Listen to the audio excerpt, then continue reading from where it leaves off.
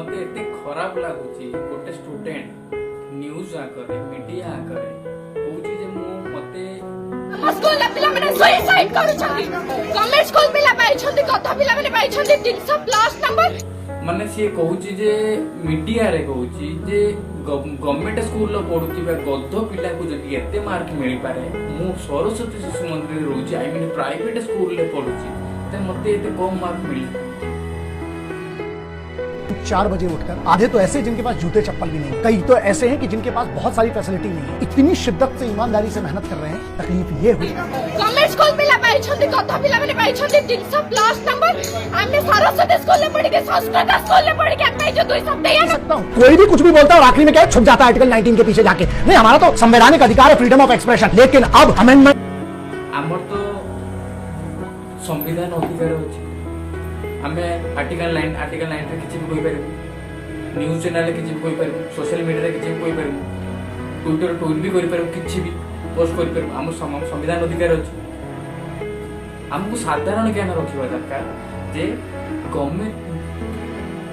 government school ले हमको जो जहाँ पढ़ा हुए प्राइवेट स्कूल ले हमको सैया ही पढ़ा हुए हम केते कष्ट को आमे केते पढ़ी चंती सेटा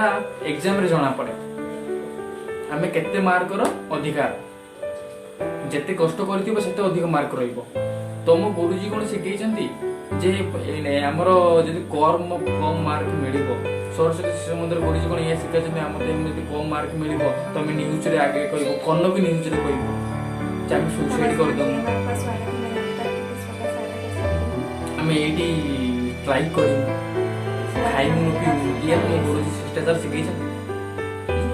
तुम साधारण ज्ञान नहीं माने कौन तुम कहबार माने कौन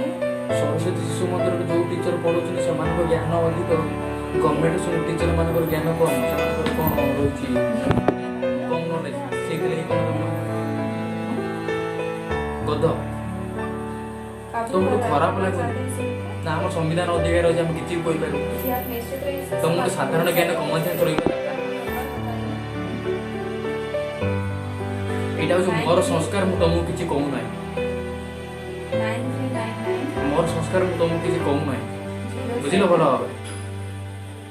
साधारण ज्ञान ना स्टूडेंट कह सरस्वती शिशु मंदिर से